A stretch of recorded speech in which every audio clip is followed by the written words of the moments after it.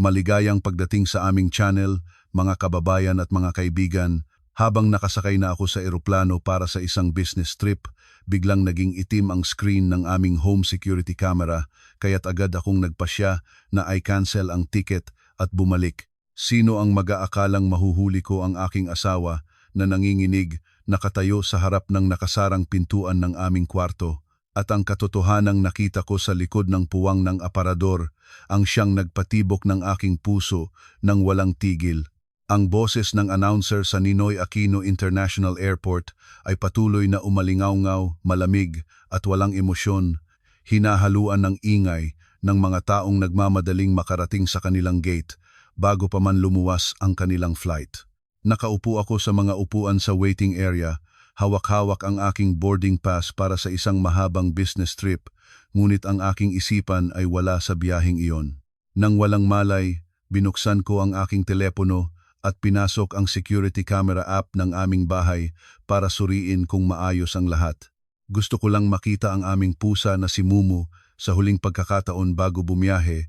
Nais kong malaman kung nakain na niya ang bowl ng cat food na aking iniwan para makasiguro akong walang mag-aalala sa kanya habang nandoon. Ngunit hindi ang pamilyar na sala ng aming bahay na may sinasalaan ng liwanag ng araw sa kurtina ang aking nakita. Sa halip, puro itim na lamang ang screen. Kumunot ang aking noo, lumabas sa app at muling nag-login. Nagsimulang magtibok ng mas mabilis ang aking puso nang isang hindi maipaliwanag na pagkabalisa ang dumating. Hindi ito katulad ng karaniwang mawalan ng signal o mawalan ng koneksyon. Ipinakita pa rin ng app na aktibo ang mga device, ngunit walang anumang larawan ang dumadating. Ang dalawang kamera, isa sa sala at isa na nakatutok sa balkonahe, ay parehong naging bulag ng sabay-sabay at talagang nakakatakot ang ganong sitwasyon. Ang kakatuwang pangyayaring ito ay nagpabigat ng isang dimawaring pakiramdam sa aking katawan. Isang walang pangalang takot ang nagsimulang dumantay sa bawat ugat ng aking katawan. Kailangan kong linawin ang lahat ng agad-agad. Mabilis akong pumindot sa numero ng aking asawa na si Brian. Sana ay sasagutin niya at sasabihing nag-ayos lang siya ng kung ano at hindi sinadyang matakpan ang kamera. Ang matagal na tugtog ng telepono nang walang sagot ay unti-unting kumubkob sa huling natitira sa aking pasensya. Hindi sumasagot si Brian kahit na sa oras na iyon ay dapat ay nasa opisina siya at nagtatrabaho. Sa gitna ng aking kalituhan, bigla kong naalala ang larawan noong nakaraang gabi habang nagimpake ako ng maleta, isang kakaibang resibo ang nahulog mula sa bulsa ng kanyang jacket. Iyon ay isang resibo ng pagbili ng isang mahal na silk satin bedsheet set, isang mamahaling bagay na hindi niya kailanman binanggit sa akin o ipinakita. Noon ay ngumiti lang ako at naisip na lihim siyang naghandang regalo para sa aming wedding anniversary, kaya't tahimik na ko itong ibinalik sa bulsa upang mapanatili ang kanyang sorpresa. Ngunit nang iugnay ko ang mga pangyayari, ang mahal na bedset at ang dalawang kamera na sabay na pumanaw sa sandaling umalis ako sa bahay, ay nagpabago ng aking isipan. Isang nakakatakot na huwaan ang naging anyo ng aking mga iniisip. Muling umalingaw-ngaw ang intercom ng paliparan, nagpapaalala sa mga huling pasahero na magpunta na sa kanilang boarding gate bago pa mapaligtaan ang kanilang flight. Tumayo ako at tiningnan ang mga taong masayang nagpupunta sa kanilang mga bagong pakikipagsapalaran.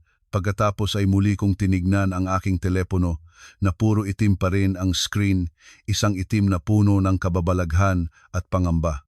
Ang instinct ng isang babaeng 2 taon nang kasama ang kanyang asawa ay nagsabi sa akin, kung aalisin ko ang sarili ko ngayon at sasakay sa eroplano, baka nang bumalik ako ay mawala na ang pinakamahalagang bagay sa aking buhay magpakailanman. Sinikipan ko ang hawakan ng aking maleta, natatanaw ang mga ugat sa aking maputing kamay na puno ng kaba. Iisa lang ang nag-iipon sa aking isip ngayon, kailangan kong bumalik sa bahay agad. Nagsimulang bumilis ang aking mga hakbang at naging takbo na nga, taliwas sa daloy ng mga taong papunta sa boarding gate, baliwala sa mga nagtatakang mata sa paligid ko. Tumakbo ako sa service counter ng airline Ang aking boses ay nanginginig ngunit puno ng determinasyon habang kausap ang flight attendant. Ate, may biglaang nangyari sa aming pamilya at hindi na ako makakaalis. Puwede po bang i-cancel agad ang aking ticket at makuha ko ang aking bagahe?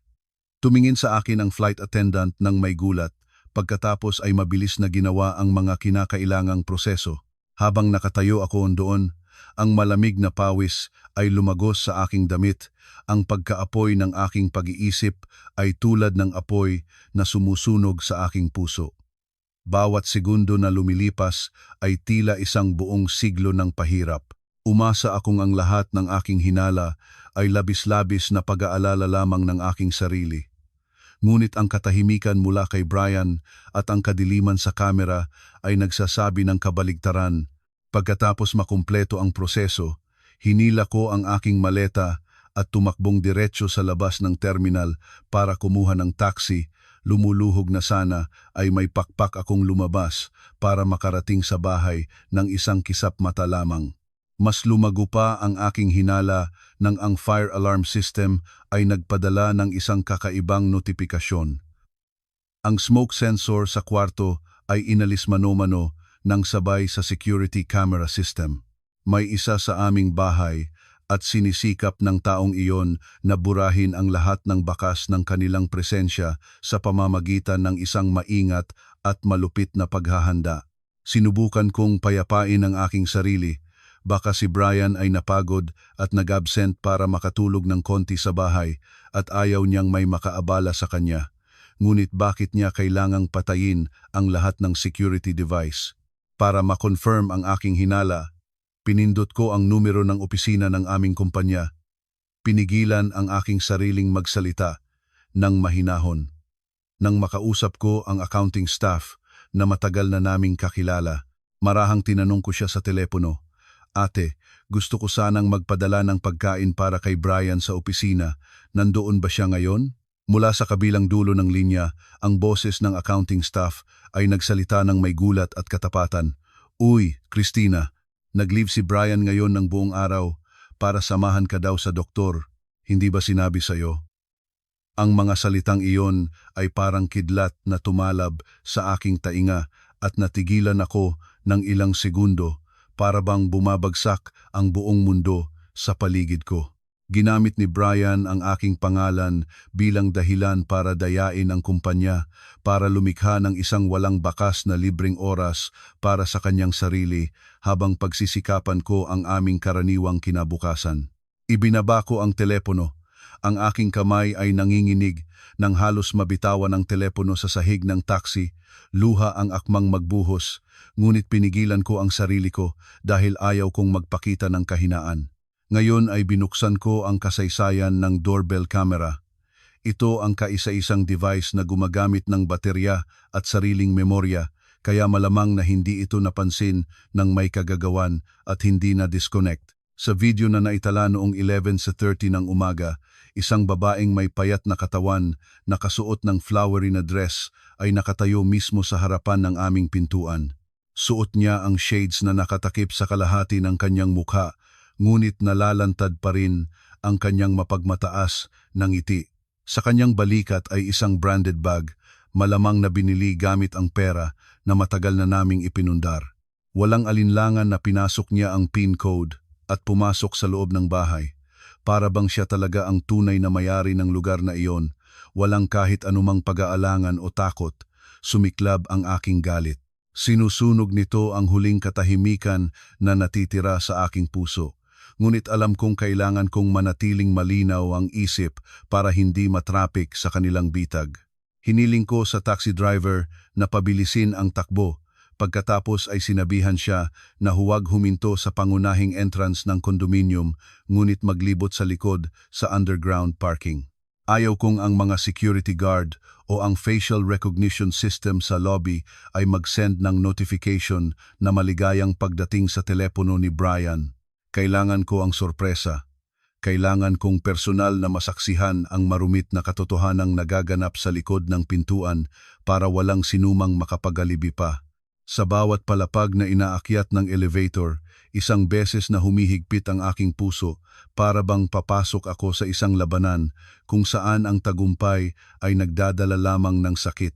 Tumayo ako sa harap ng pamilyar na pintuan ng kahoy, ang pintuan na magkasamang pinalamutian namin sa pagdiriwang ng Pasko noon, ang pintuan na pinaniwalaang ito ay ang pinakaligtas na lugar sa aking buhay. Kumuha ako ng malalim na hininga, inilabas ang pisikal na susi mula sa aking bag sa halip na gumamit ng fingerprint para maiwasan ang tunog ng notification mula sa modernong electric lock. Pumasok ako sa loob, ang aking mga paa ay tila lumalakad sa ulap, ang aking isip ay paikot-ikot nang makita si Brian lumabas mula sa kwarto. Nakasuot lamang siya ng shorts, ang kanyang itaas na bahagi ay hubad, basang-basa pa sa pawis. Ang mukha na dating mukha ng kapayapaan at tiwala sa akin ay ngayon ay nagiba ang kulay, naging maputla dahil sa takot. Ang kanyang mga labi ay nagkakamangumang bago nito malinaw na nagsalita, "Bakit? Sinabi mo 3 araw ka palang babalik." Ang kanyang mga mata ay lubos na naguguluhan, patuloy na naglilingon sa bahagyang bukas na pintuan ng kwarto. Ang kanyang mga kamay ay nanginginig habang sinisikap niyang itago ang kanyang pagkalito. Hindi ako nagsagot. Ang aking katahimikan sa sandaling iyon ay mas nakakatakot pa sa anumang sigaw. Tahimik kong lumakad patungo sa kwarto. Agahan ni Brian na harangin ang pintuan. Ang kanyang boses ay natinag sa takot. "Christina, pakinggan mo muna ako. Natutulog pa lang ako ha." Itinulak ko ng malakas ang kanyang kamay.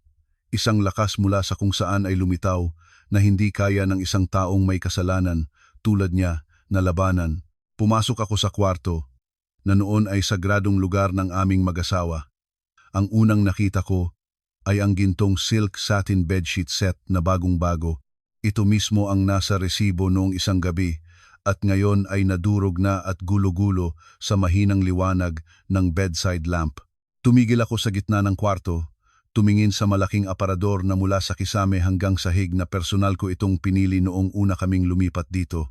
Humigpit ang aking puso nang makita ko ang dulo ng flowery dress na sumasilip sa puwang ng pintuan ng aparador. Determinado kong binuksan ng tuluyan ang pintuan ng aparador. Sa harap ng desperadong tingin ni Brian, si Teres, ang bata pang intern sa opisina ni Brian, ay nakaupo ng nakakulupkop sa loob. Sa gitna ng aking mga damit, ang kanyang kalagayan ay napakahalata at kahiya-hiya. Sa sandaling iyon, naramdaman ko ang isang kakaibang katahimikan sa aking sarili. Isang katahimikang nagpapahiwatig ng isang bagyo sa loob ng puso na malapit nang magpaalis sa lahat ng aking pinagsikapan. Hindi ako umiyak sapagkat ang sakit ay lagpas na sa limitasyon ng mga luha.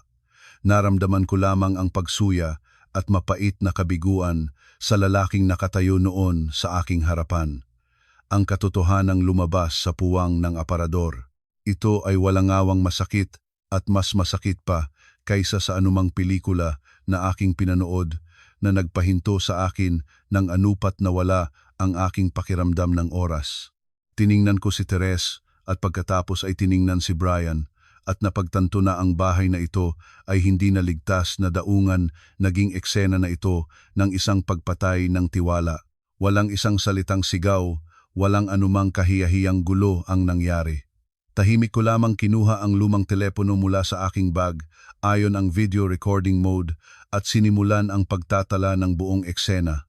Mula sa mahal na silk bed set na may mga maruming bakas, hanggang sa mukha ni Brian na wala ng kulay, at ang kahiyahiyang antas ng batang kasamahan na sinisikap pagtakpan ang mukha ng kanyang mga kamay. Para bang nagising si Brian mula sa pagkabigla, lumuhod siya ng buong katawan sa sahig, yakap ang aking mga paa habang tumatangis at nanghihingi. "Christina, patawad na, nagkamali ako." Si Teres ang naunang kumamot sa akin, hindi ko lang napigilang mapahina ang aking sarili. Nang marinig ko ang mga salitang iyon, naramdaman ko ang isang matinding pagsuya na dumampi sa aking lalamunan. Habang tinitingnan ang lalaking dati kong minahal, na ngayon ay napakaawa at napakabastos na halos hindi ko na makilala. Handa siyang isisi ang lahat ng kasalanan sa babae na ilang minuto lang ang nakalipas ay malamang na kanyang kinakasama para iligtas ang kanyang sarili sa pinakamakineksong paraan. Tiningnan ko si Teres na pagkatapos ng unang sandali ng gulat ay ngayon ay may mapanuring tingin na tinitingnan si Brian. Pagkatapos ay lumingon siya sa akin na may halong hamon sa likod ng kanyang maputing mukha. Itinuro ko ang pintuan, ang aking boses ay malamig at tuyong-tuyo. Magbihis ka at lumabas ka agad dito. Kung hindi, ipadadala ko ang video na ito sa iyong mga magulang sa probinsya at sa buong kumpanya para makita nila kung gaano ka pa kagalang-galang. Nagmadali si Teres na kunin ang kanyang mga damit. Nagbibihis habang lihim na tinitingnan ako. Bago siya lumabas ng pintuan ng kwarto, bigla siyang huminto at nagtipon ng lakas at nagbitiw ng mga salitang puno ng lason. Huwag kang magakala na matayog ka, si Brian ay matagal na niyang nasawa ang iyong pagiging komplikado at istrikto. Kinalaban ko lang ang bakanting puwang na hindi mo mabigyan. Ang mga salitang iyon ay parang kutsilyo na tumangkilik sa aking sugatan na puso. Ngunit nanatili akong nakatayo ng matatag, hindi nagpapakita kay Teres ng aking pagbagsak. Nananatili si Brian sa luhod. Ang kanyang pagiyak ay narinig na parang huwad at mura. Sinimulan niyang sabihin ang mga kwento tungkol sa pressure ng trabaho, kung paano siya natukso. Nakakatawa lang para sa akin ang dahilang hindi ko napigilang mapahina ang aking sarili habang ang paghahanda para sa pagtataksil sa akin ay napakatiyak at napakamasusi. Nang makita ni Brian na ako ay tahimik, lalo siyang lumayo, nagsimulang maglaro ng klasikong eksena ng pagsisisi na malamang ay matagal na niyang pinaghandang pakitaan sa kaso ng mahuhuli. Nangako siya ng lahat ng bagay mula sa paghihiwalay niya kay Teres hanggang sa pagsasalin ng kanyang buong suweldo at passcode ng telepono para sa aking pamamahala ng 24/7. Nakaupo sa sofa, naririnig ko ang mga pangakong wala na kahit anumang halaga, tulad ng panonood ng isang murang dula kung saan ang pangunahing lalaki ay isang mundoklasing sinungaling. Pinigilan ko siya sa isang walang halagang tanong.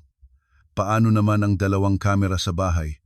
Kailan mo binunot ang plug para maipakilos siya dito nang hindi ko malalaman? Nagkulang sandali si Brian. Ang kanyang mukha ay nagpakita ng gulat ng sandali sapagkat hindi niya inaasahang matutuklasan ko ang detalyeng iyon ng ganoon kabilis. Pagkatapos ay yumuko siya at umamin ng palo ang boses. Binunot ko ito noong lumabas ka pa lang sa pinto. Akala ko ay nasa eroplano ka na at hindi ka na magche-check ng kamera. Ang kanyang sagot ay nakakatawa. Ang pagtataksil na pinlano ng tiyak hanggang sa bawat segundo, bawat galaw, para lamang sa isang maruming lihim na kasiyahan. Lumabas na pala sa kanyang isipan na ang aking pagtitiwala ay isang pinto para madali niyang magawa ang mga gawaing ito sa likod ng aking likod. Naramdaman ko ang pagsuya nang isipin ko ang simpleng kilos niyang binunot ang plug. Ginawa ang bahay na isang lihim na pugad habang ang aming init ay hindi pa naaalis sa upuang iyon. Hindi dito natigil ang bagay. Tumayo ako at lumapit sa bag ni Teres na nagmamadali niyang naiwan sa aparador. Sa loob nito ay isang maliit na wallet at ilang mga resibo ng transaksyon. Binuksan ko ito at natulala nang matuklasan na si Brian ay gumamit ng aming pinagsamang ipon ang pera na ipinundar namin para makabili ng bagong bahay para mabili si Teres ng mahal na branded bag na nakita ko sa doorbell.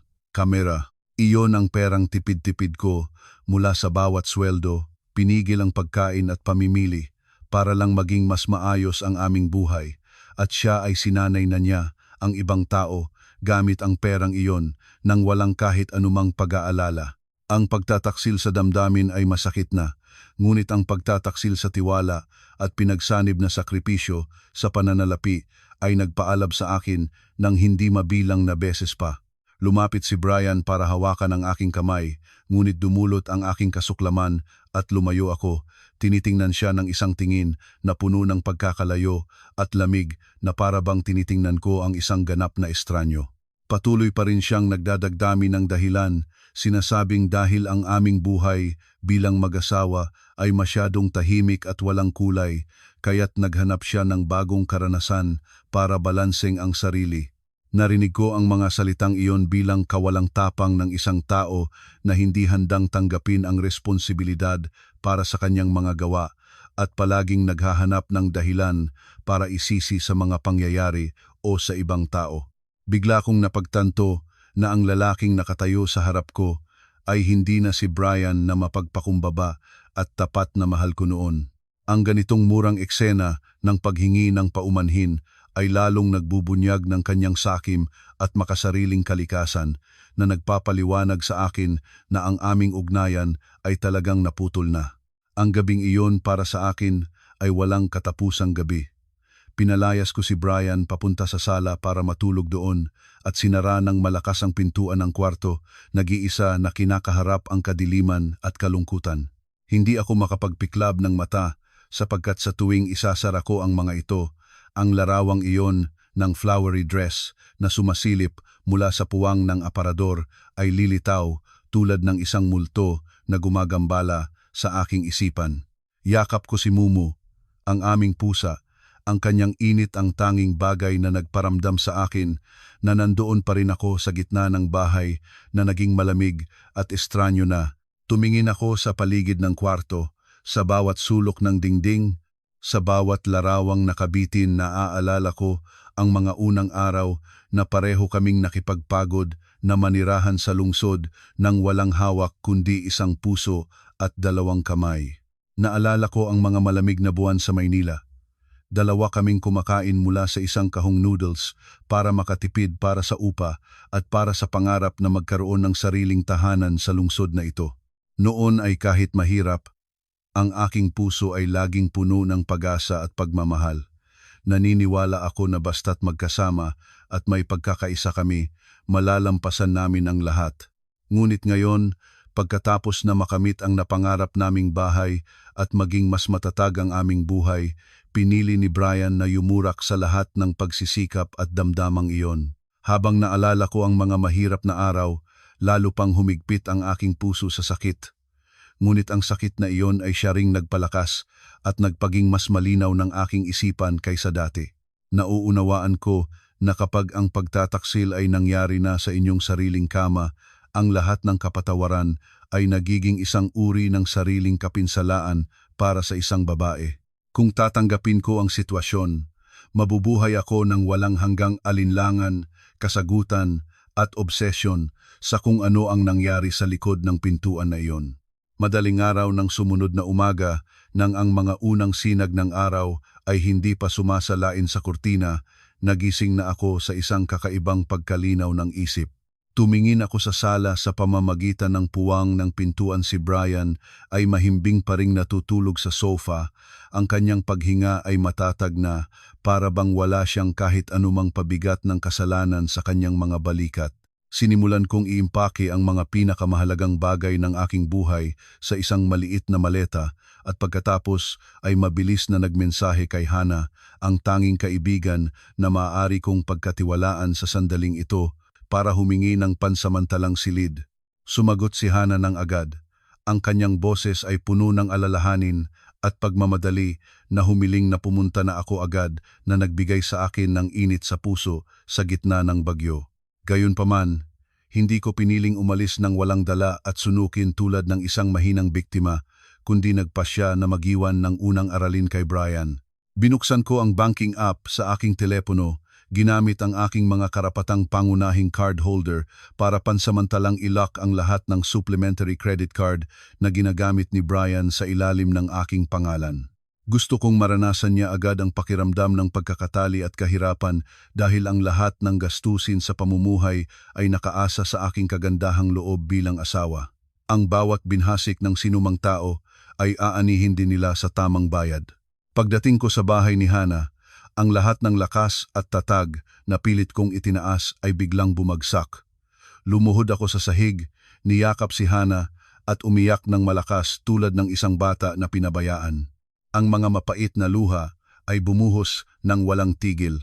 Hindi nagsalita si Hana ng mga walang kahulugang salita tungkol sa pagpapatawad o hindi nagpayong maging mahinahon. Tahimik lamang siyang niyakap ako ng mahigpit at hinayaan akong ibuhos ang lahat ng naiipon kong lungkot sa kanyang balikat. Sa maliit ngunit maingat na kwarto, ang aking pagiyak ay narinig na napakasamak. Ito ang tinig ng isang babae na pinagsamantalahan ang kanyang tiwala at sakripisyo sa loob ng maraming taon. Hinimas ni Hana ang aking buhok at ang kanyang boses ay matatag. Tama ang ginawa mo, Christina. Ang lalaking nagdala ng ibang babae para matulog sa kama ng kanyang asawa ay hindi nakarapat-dapat sa anumang kapatawaran.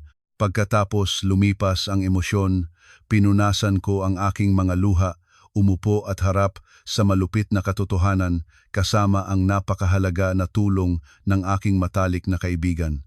Sama-sama naming sinuri ang lahat ng ebidensyang aking nakalap mula sa video ng eksena sa kwarto hanggang sa mga nagrekordang pagkilala ni Brian. Maingat na tinulungan ni Hana na iimbak ang mga ito sa maraming lugar para masigurong walang kahit isang ebidensya ang mawawala o mabubura ng nanlolokong asawa. Nagmungkahi rin siya ng mga susunod na hakbang para sa paghahanda ng pinakapatas na diborsyo mula sa pag-imbentaryo ng mga ari-arian hanggang sa paghahanap ng legal na payo. Ang presensya ni Hana sa sandaling ito ay ang tanging tukod na pumigil sa akin na mahulog sa kailaliman ng kawalan ng pag-asa at direksyon. Habang nagsisikap akong ayusin ang aking isipan sa bahay ni Hana, nagtugtog ang aking telepono na nagputol sa katahimikan. Ang pangalan ng aking biyenang babae ang lumitaw sa screen. Malalim akong huminga para maging mahinahon bago ko pinindot ang sagot. Ngunit kabaliktaran ng isang salitang nagmamalasakit, ang kanyang boses ay puno ng paninisi at pagpapataw. Hindi tinanong ni Aling Remedios kung nasaan ako o paano ako nakakaramdam. Diretso siyang pumasok sa isyu sa isang mapangyaring tono. Christina, narinig ko na ang lahat kay Brian. Minsan ang mga lalaki ay naghahanap ng kaligayahan sa labas. Bakit ka lumayas at nilok pa ang kanyang mga card? Nagdagdag pa siya ng isang salitang nagpalakas ng tamis ng lason sa aking dibdib. Ang aming pamilya ay palaging pinananatili ang dignidad. Kung may suliranin, isinasara ito sa loob ng pamilya. Huwag kang gumawa ng eksena na makakaapekto sa karera ng iyong asawa. Narinig ko ang mga salitang iyon tulad ng isang timba ng malamig na tubig na ibinuhos sa aking mukha na napagtanto ko na ang aking sakripisyo ay noon pa man ay pangalawa lamang sa pamilya ng asawa kumpara sa reputasyon ng kanilang anak. Sinikap pa niyang ipahiwatig na ang isang babae ay dapat panatilihing mainit ang apoy na kung nagtataksil ang asawa, bahagi rin ng kasalanan ng asawa na hindi alam mag-alaga o magbigay ng atensyon ng tama. Ang mga lumang at puno ng pagkiling na salitang ito ay tulad ng isa pang kutsilyo na nagdagdag sa sugatan ng aking puso at tinulungan ako nitong makita ang ugat ng pamilya na nagpatuloy sa masamang ugali ni Brian. Malamig akong sumagot, nanay.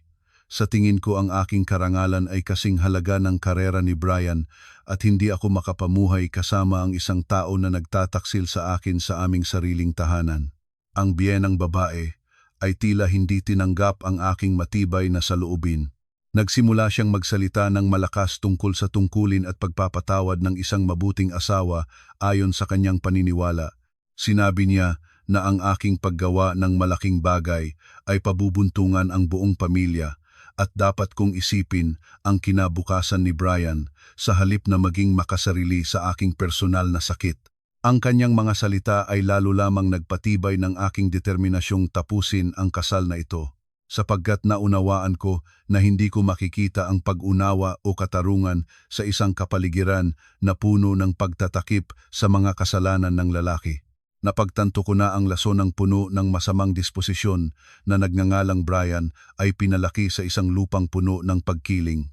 Ibinaba ko ang telepono, ang aking kamay ay nanginginig pa sa galit, ngunit ang aking puso ay naramdaman ang kabaan dahil naglakas loob akong sabihin ang katotohanan nang hindi na natatakot o naaawa patulad ng dati. Nakaupo si Hana sa tabi ko at narinig ang lahat at nagalit para sa akin. Kinumpirma niya na ang aking katibayan sa sandaling ito ay talagang tama.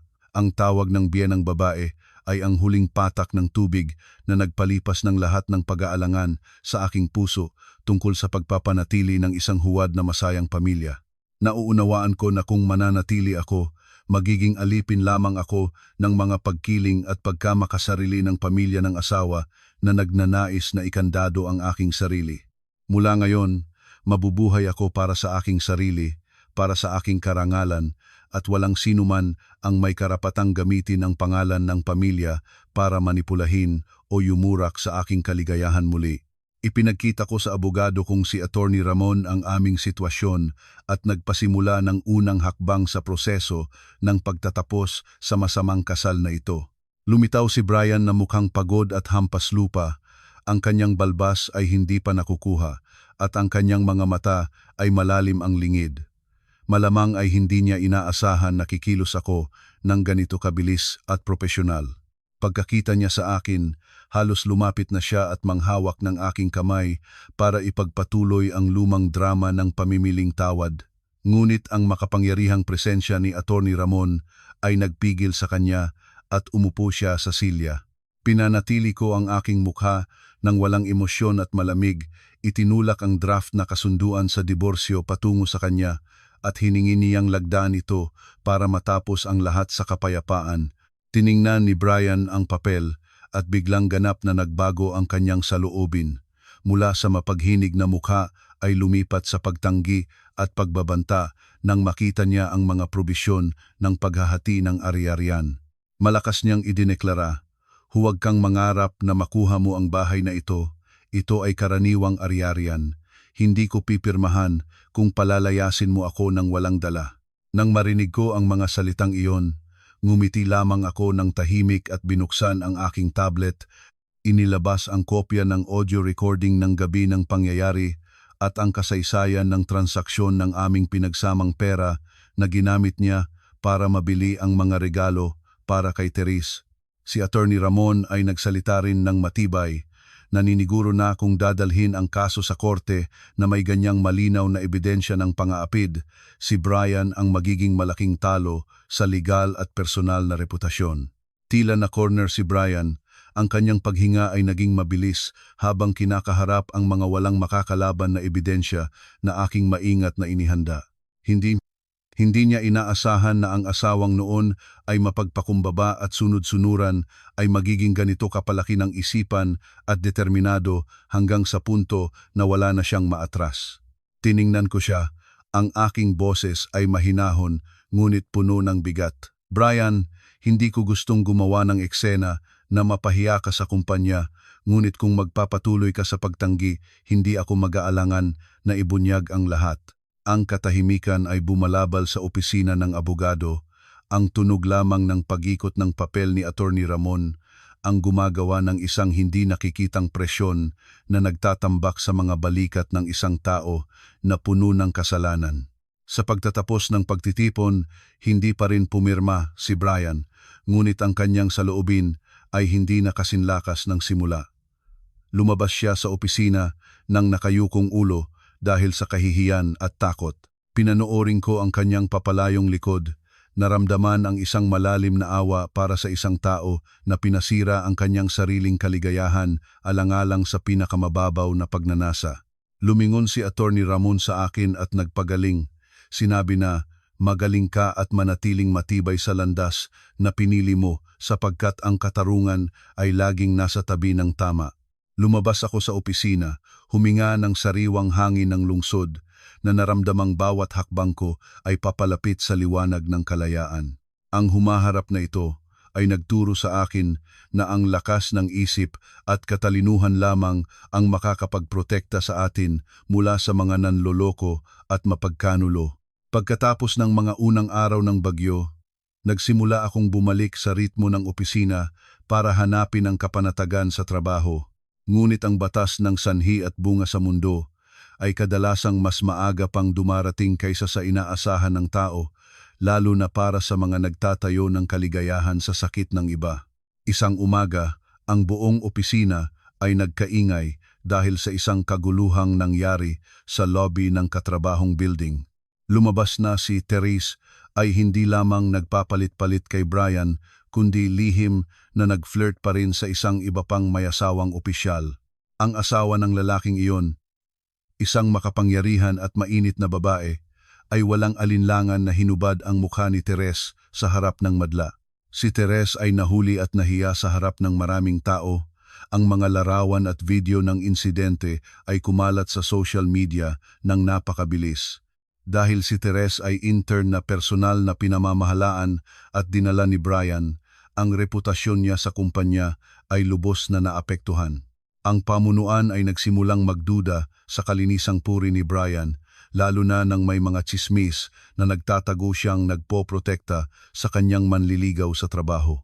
Ito ang unang parusa, ang pinakamalaking bitak sa maayos na imahe ng matagumpay na lalaki na laging pinagsikapan ni Brian. Pansamantalang sinuspinde si Brian ng kumpanya para magsagawa ng investigasyon sa mga paglabag sa Code of Conduct at propesyonal na etika. Narinig ko ang balita mula sa isang lumang katrabaho nang hindi ko naramdaman ang kahit anumang kagalakan kundi isang pagdurusa para sa mga halaga na magkasamang aming pinagsikapan. Ang pagbagsak ni Brian ay hindi maiiwasan nang pinili niya ang landas ng panlilinlang na humahamak sa pinakabasikong pamantayan ng pagiging tao. Sinunog niya ang kanyang sariling karera para lamang makuha ang ilang sandali ng pagkakamali kasama ang isang babae. Mula sa malayo, nakita ko na ang presyong binabayaran niya ay simula pa lamang ng isang hanay ng mga trahedya sa harap. Habang iyon ay nangyayari, sinikap ko pang panatilihing mahinahon ang aking sarili na nagtuon ng ganap sa mga bagong proyekto para hindi magumon sa tsismis. Naintindihan ko na ang pinakamabuting paraan ng paghihiganti ay ang mamuhay ng maliwanag at malaya nang hindi hahayaang palabasin ng mga basura ng nakaraan ang aking isipan. Ang mga nangyaring kasangkot sina Teres at Brian ay isang babala sa mga nagplaplano pang magtataksil na ang lahat ng lihim ay mabubunyag sa tamang oras. Ang sanhi at bunga ay walang pinalampas at sa pagkakataong ito ay kumatok ito sa pintuan ni Brian sa pinakamalupit at pinakamatibay na paraan. Lumakad ako ng may matatag na paniniwala na ang katarungan at kabutihan ay sa huli ay gantimpalaan ng nararapat. Ang balita tungkol sa pagsuspinde sa kanya ay isang napakalakas na suntok sa mataas na pagpapahalaga ni Brian at ganap siyang nawalan ng direksyon. Isang hapon, humingi ng tulong si Brian at nagtungo sa bahay ni Hannah kung saan ako pansamantalang naninirahan na may napakaawa at guluguluhang kalagayan. Nang makita niya ako lumabas, agad siyang lumayo at sumigaw. Ang mga naunang panghihingi ay napalitan na ng puno ng pagkamakasariling sisi. Christina, nasisiyahan ka na ba? Dahil sa iyong katalinuhan at walang habag na gawa, nawala na ang lahat ng aking karera. Sinira mo na ang aking kinabukasan. Tahimik akong tumayo at tumingin sa lalaking nawawala na ang kontrol. Nararamdaman ko ang awa para sa isang tao na hanggang sa sandaling ito ay hindi pa nakikilala na siya mismo ang dahilan ng kanyang pagbagsak. Hindi tumigil si Brian doon. Nagsimula siyang magsalita tungkol sa bahay na magkasamang pinagsikapan namin sa loob ng 2 taon. Kapal mukhang nagdeklara, kahit na magdiborsyo kami, kukuha rin ako ng kalahati ng halaga ng bahay na iyon. Huwag kang magasang palalabasin mo ako ng walang dala. Napakatawa ko ng mapait, pinalala ko siya na ang paunang bayad na 70% ay mula sa magulang ko at ang aking sweldo ang pangunahing nagbabayad ng buwanang utang sa bangko. Maliit lang ang kanyang kontribusyon, ngunit ngayon ay gusto niyang hatiin ng pantay ang pawis at luha ng ibang tao. Ang kasakiman ni Brian ay umabot sa limitasyon ng aking pagtitiis na napagtanto ko na hindi na ako makapagpanggap pa ng kahit isang segundo pa. Nakatayo ako sa balkonahe at nakita ko si Brian sa patio ng kondominium, sumisigaw tulad ng isang nahibang sa harap ng maraming taong dumadaan. Ang kabastusan ng isang talong tao ay nakakadiri. Ito ay nagbubunyag ng buong duwag na kalikasan ng lalaking tinutukoy ko noon bilang asawa. Wala siyang pakialam sa sakit ng asawa at iniisip lamang ang ari-arian at katungkulan na unti-unting lumayo sa kanya. Bumalik ako sa loob, isinara ang bintana para harangan ang maingay na mga tunog. Inulit ng aking puso na kailangan kong magtatag para maprotektahan ang mga bagay na sa akin.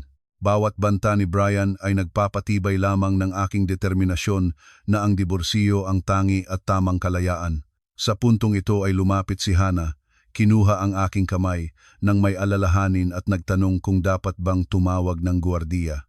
Marahang uminog ang aking ulo. Alam ko na ang ganitong kaguluhan ay lilipas din. Si Brian ay nagtitiis sa desperasyon nang mapagtanto na ang magandang hitsura na taga-salamin na dating pinagsikapan niyang panatilihin ay ganap nang nasira. Ang pagbabago ng kanyang sikolohiya mula sa pamimiling paumanhin hanggang sa pagbabanta ay ang pinakamalinaw na patunay ng panloob na pagbabago ng isang taong palaging iniisip ang sarili bilang sentro ng lahat. Hindi na ako nasaktan sa mga insulto sapagkat natutuwa lamang ako na maaga akong natuklasan ang tunay na mukha ng isang taong sabay tulog sa iisang banig ngunit magkaibang pangarap. Ang pakikipaglaban para makamit ang katarungan ay maaaring mahaba pa at puno ng tinik, ngunit handa na akong harapin ang lahat gamit ang isang bakal na puso. Sa gitna ng pinakamatinding bahagi ng labanan sa diborsyo, nakatanggap ako ng mga anonymous na liham na direktang ipinadala sa aking opisina.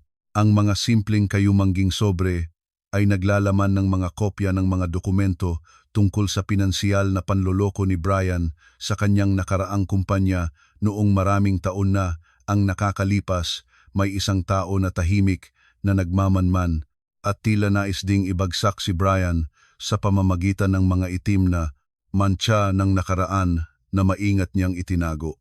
Tahimik akong naupo sa harap ng mga walang tagong numero at ebidensya na dama ang pagkamangha sa pagiging komplikado ng lalaking kasama ko sa higaan sa loob ng maraming taon. Lumabas na ang panloloko ay matagal nang pumasok sa dugo ni Brian, hindi lamang sa damdamin kundi pati na rin sa profesional na etika. Nagsimula akong tahimik na imbestigahan ang pinagmulan ng mga liham, hindi para sa karagdagang paghihiganti, kundi para maintindihan kung ano ang aking kinakaharap. Sa pamamagitan ng aking mga koneksyon, unti-unti kong nasubaybayan ang mga bakas at natuklasan ang isang masakit na katotohanan tungkol sa nakaraan ng aking asawa. Ang taong nasa likod ng mga liham ay ang asawa ng isang kaawa-awang babae na dating dinaya ni Brian ng puso at pera maraming taon na ang nakalipas. Bago niya pa ako nakilala, ang lalaking iyon ay matagal nang nagpaplano ng paghihiganti, naghihintay lamang ng pagkakataon nang ang kahinaan ni Brian ay pinakalantaran para mabitaw ang mapuksa-puksang suntok. Ang pangyayaring hinuli ko si Brian sa pangaapid ay ang nagpaputok ng serye ng mga trahedya na sama-sama niyang itinatanim mula pa noong ilang taon na ang nakalipas. Ang aksidenteng pagsisiyasat na ito ay nagpagturo sa akin ng isang malupit na batas ng buhay, walang lihim na walang hanggan, at ang mga pagkakamali ng nakaraan ay lagi nang may paraan ng pagbabalik sa atin. Itinayo ni Brian ang kanyang karera at buhay sa pamamagitan ng pandaraya. At ngayon ay lahat ito ay gumuguho na parang mga dominong bumabagsak nang walang makapipigil. Ang mga dokumentong ito ay isang matatalas na sandata, ngunit hindi ko gustong maging isang taong gumagamit ng masamang paraan para manalo. Itatago ko ang mga ito bilang isang pansangalanang card para pilitin si Brian na harapin ang katotohanan at lagdaan ang kasunduan sa diborsyo sa pinakapatas na paraan. Ang aking sikolohiya sa puntong ito ay hindi na simpleng galit, kundi isang malalim na pagkagising sa tuod na kalikasan ng pagkatao. Nakatayo ako sa tabi ng bintana ng opisina, tumingin pababa sa abalang daloy ng kotse, naramdaman na ang buhay ay tulad ng isang dula na puno ng mababaw na mga karagatan na matarik ng init at ako ang pangunahing karakter. Ang anonymong tao na iyon ay malamang na nakatayo rin sa isang sulok ng kadiliman, nagmamasid sa pagbagsak ni Brian nang may puno ng puot na kasiyahan. Tahimik akong nagpapasalamat sa impormasyong ito na tumulong sa pagpapatibay ng aking posisyon, ngunit nagsisisi rin para sa mga babae na naging biktima ni Brian. Ang maliit na investigasyon na ito ay sumasaklaw sa halos 20% ng aking isipan, sapat para maging alerto, ngunit hindi sapat para mapawi ang aking kabutihan. Nauunawaan ko na kailangang harapin ko ang sitwasyong ito ng may katalinuhan para hindi ko masarili ang aking sarili na maging isa pang uri ng mga nanloloko.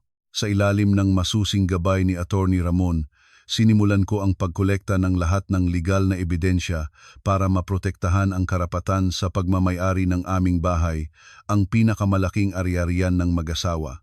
Tinitiyak ni Attorney Ramon na kung mapapatunayan ko na ang pera para sa bahay ay pangunahing mula sa aking sariling ari-arian at nangunguna akong nagbabayad, ang hukuman ay magkakaroon ng batayan para sa patas na paghahati.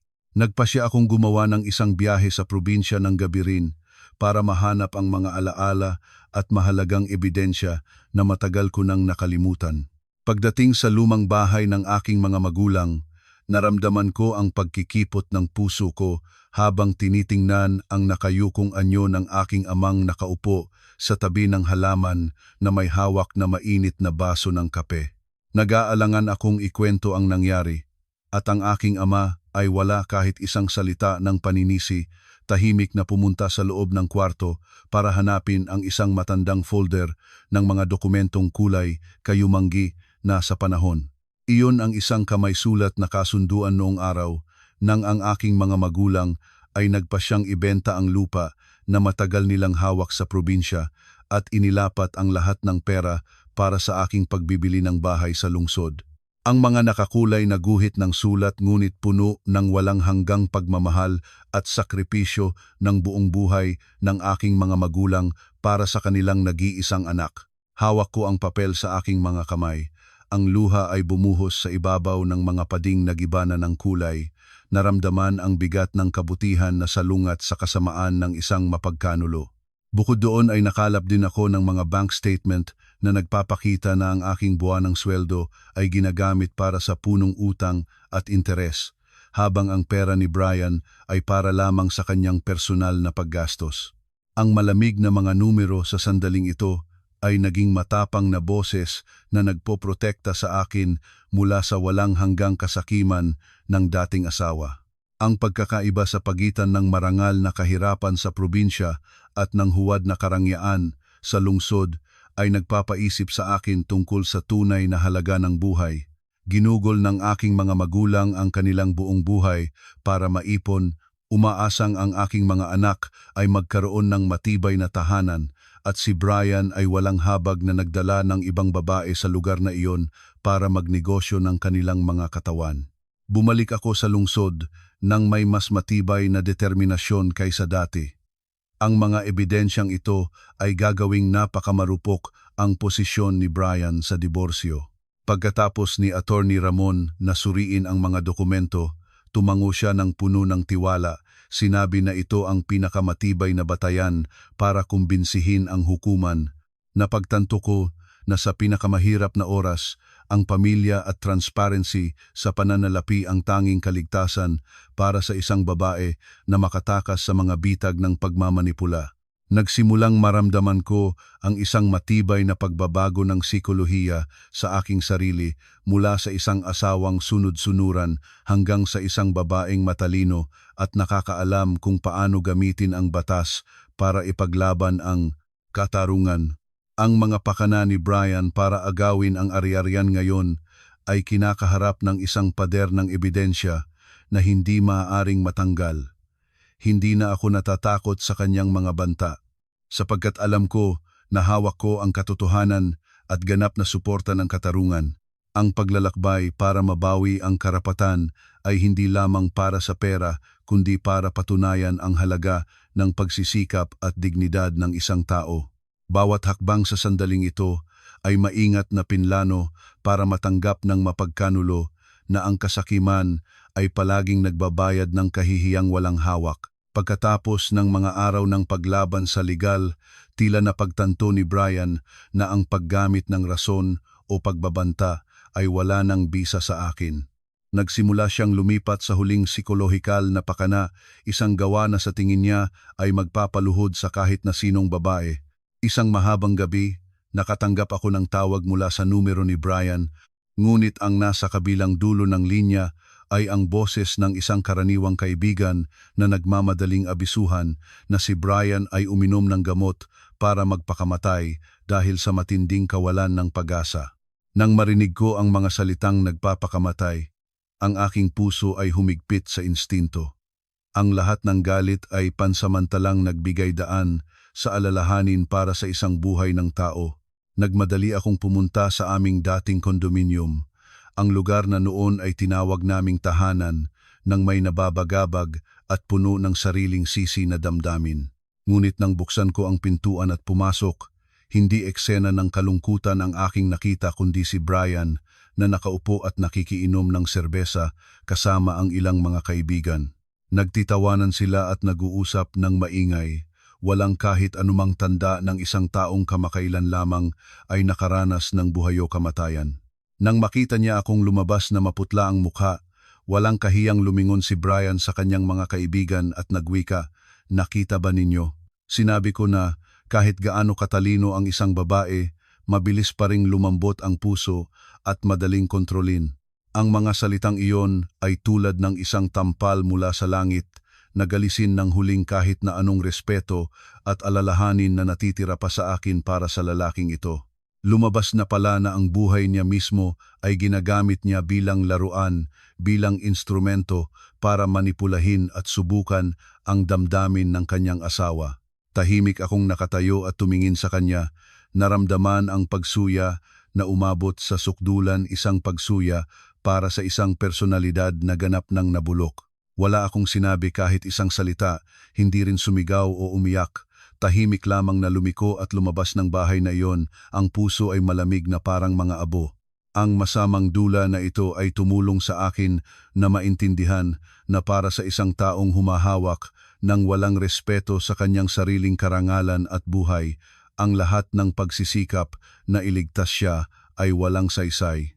Habang lumalakad sa ilalim ng mahinang ilaw ng kalsada, natutukso ang aking sarili para sa panibagong pagkakataon na muli akong nahulog sa emosyonal na bitag ng isang sinungaling.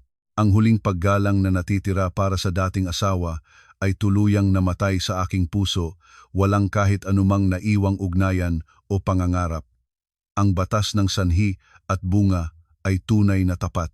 Kapag ang isang tao ay nangahas na gamitin ang kamatayan bilang biruan, iyon na rin ang sandaling niwala niya ang kanyang karapatang igalang at mahalin.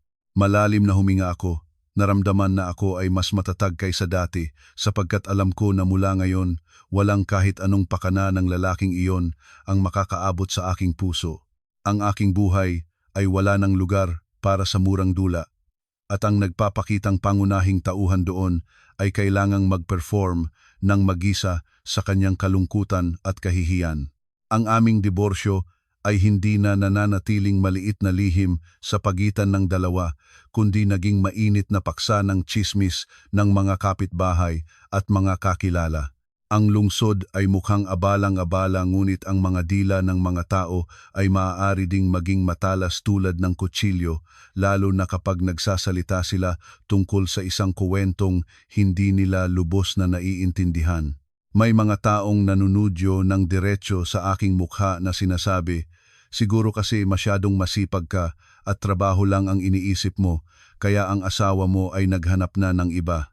Ang mga salitang iyon ay tulad ng mga karayom na tumatangkilik sa aking pagpapahalaga sa sarili, sinadyang isisi ang lahat ng kasalanan sa biktima para ipagtanggol ang maling gawa ng lalaki. Nakatayo ako sa gitna ng mga tsismis. Minsan ay naramdaman ang pagod nang pilitin ang sarili na patunayan na hindi ako nagkamali. Gayunpaman, unti-unti akong natuto kung paano baliwalain ang mga kalituhang ingay na iyon, sapagkat napagtanto ko na ang aking buhay ay hindi para sa bibig ng mga tao. Kung patuloy akong mamumuhay ayon sa kanilang inaasahan, magiging isang piyesa lamang ako ng mga lumang pagkiling ng lipunan tungkol sa mga babaeng nagdiborsyo. Sa halip na umupo at malungkot o magpaliwanag, pinili kong ibuhos ang lahat ng aking sigla at lakas sa bagong proyekto sa kumpanya. Ang trabaho ay hindi nagsisinungaling at ang tagumpay sa karera ay ang pinakamakapangyarihang sagot sa lahat ng walang bagang tsismis. Gusto kong patunayan sa buong mundo na ang babaeng pinagsamantalahan ang hindi ang talunan, kundi ang nagpapasimula ng isang makapangyarihang muling pagtayo. Bawat araw ay nagbibigay rin ako ng oras para matutunan kung paano mahalin ang sarili ko. Mula sa pagkain ng isang masarap na pagkain hanggang sa pagbabasa ng magandang libro para pagyamanin ang aking puso. Ang mga patlang sa pagitan ng abalang buhay ay tumutulong sa akin na makita ang tuod na kalikasan ng pagkatao, kung saan ang mga tao ay madaling sumabay para yumurak sa sakit ng iba. Ang pagkakaiba sa pagitan ng mapagpakumbabang hitsura ng mga kapitbahay at ang kamandag ng kanilang mga salita ay nagpapahusay ng aking pagpapahalaga sa mga tunay na kaibigan tulad ni Hana. Nauunawaan ko na ang presyon ng publiko ay maaari lamang magkulong sa mga kulang sa tapang. Para sa akin, ito ay katalisador para mas malakas akong lumaban. Bawat hakbang sa sandaling ito ay may kasamang determinasyon. Hindi na ako nagmamalasakit sa sinasabi ng mga tao tungkol sa akin kundi sa kung sino ang nagiging ako. Ang bagong proyekto ko ay nagsimulang mangita ng mga positibong senyales. Ang pagkilala ng pamunuan at mga katrabaho ay nakatulong sa akin na mabawi ang dating tiwala sa sarili. Hindi na ako ang asawang tahimik na nakatago sa likod ng asawa, kundi isang pangunahing kawani na nagpapatunay ng kanyang sariling halaga. Sa mga gabi ng overtime, habang tinitingnan ko ang lungsod na puno ng ilaw, naramdaman ko ang isang kalayaan na nagpapainit ng dibdib. Ang diborsiyo ay hindi katapusan, kundi isang pagkakataon para alisin ang mga taong hindi karapat-dapat sa aking buhay. Alam ko na sa harap ay marami pa ring pagkiling, ngunit sa isang sariling pag-asa na pag-iisip, naniniwala ako na malalampasan ko ang lahat para mahanap ang tunay na liwanag ng buhay. Sa panahon ng pagpapatuloy ng labanan sa diborsiyo, nagpasya akong makipagkita sa misteryosong lalaki na nagpadala ng mga anonymous na liham na nagbubunyag ng panloloko ni Brian. Nagkasundo kaming magkita sa isang tahimik na coffee shop sa labas ng lungsod kung saan ang atmosfera ay mabigat katulad ng kwentong malapit ng ilantad. Lumabas na siya ang kaawa-awang asawa ng isang babae na dating dinaya ni Brian ng puso at pera. Maraming taon na ang nakalipas na nagiwan ng sugat na hindi pa gumagaling. Ibinigay niya sa akin ang karagdagang mga dokumento na nagpapatunay na si Brian ay nagtulungan sa isang kasosyo para palabakin ang halaga ng kontrata, nagnakaw ng daan-daang libong piso mula sa kanyang dating kumpanya. Tinitingnan ko ang nakalantad na ebidensya. Hindi ko mapigilan ang pagkamangha sa lalim at kataksilan ng lalaking pinagkatiwalaan ko ng ganap.